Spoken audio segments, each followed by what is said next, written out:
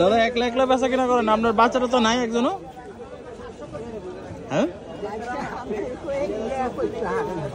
পারে না।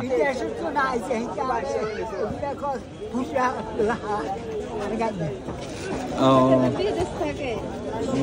বাচ্চা বিদেশ থাকে? ও বিদেশ থেকে আসছে।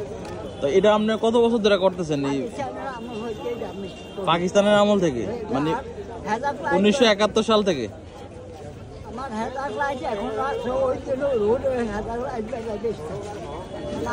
আপনি এগুলা কি কি আইটেম এখানে বিক্রি করেন?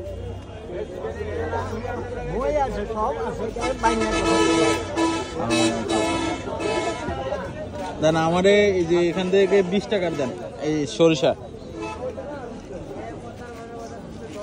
আর 5 ফোড়ন দেন 30 টাকার।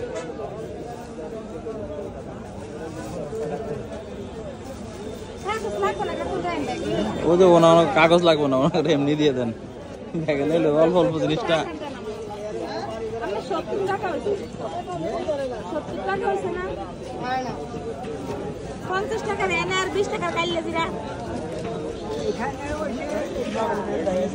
কাস্টমার আছে আশপাশে অনেকে।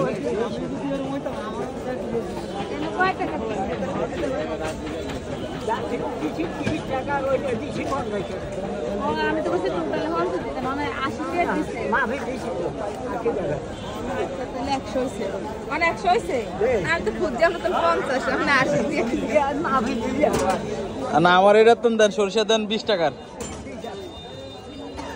এই যে সরিষা অরিজিনাল সরিষা না এটা? হ্যাঁ এটা ভালোটা একবার ভালোটা আচার, আচারের জন্য বুঝছেন, আচারের জন্য আর কি, আমের আচার বানাবে। আচ্ছা এখানে 20 টাকার হয়ে গেছে, আপনি কালেক্ট করে দিয়ে দিচ্ছেন?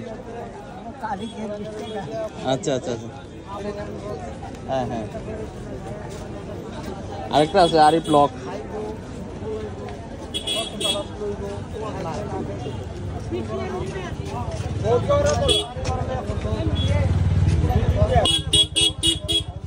তো এই যে দোকানে আপনি একলা একলা বেচা কিনা করতে আপনার প্রবলেম হয় না? হ্যাঁ হ্যাঁ, নাতিরা আসে দোকানদারি করতে বললে আপনার এখানে বসে আশপাশ?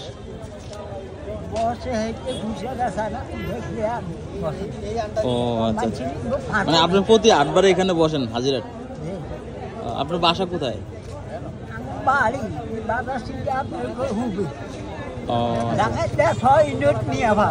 হ্যাঁ হ্যাঁ, আপনার তো মনে হয় দাঁত টাত পড়ে গেছে কিছুটা, না?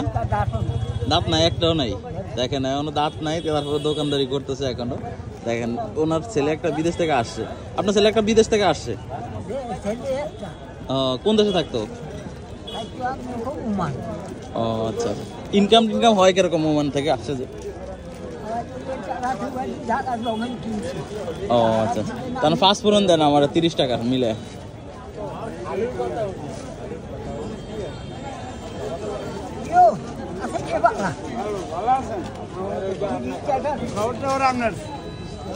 এদের খবর খুব ভালো।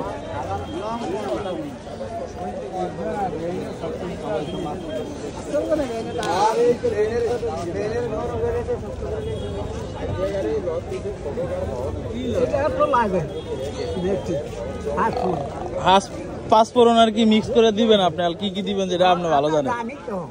সেটাই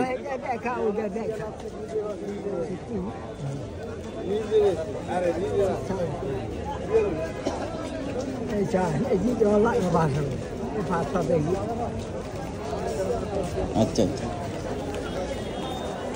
এটা আচারের লগে দেওয়া হইব আর কি দাদা? হ্যাঁ হুম হুম হুম।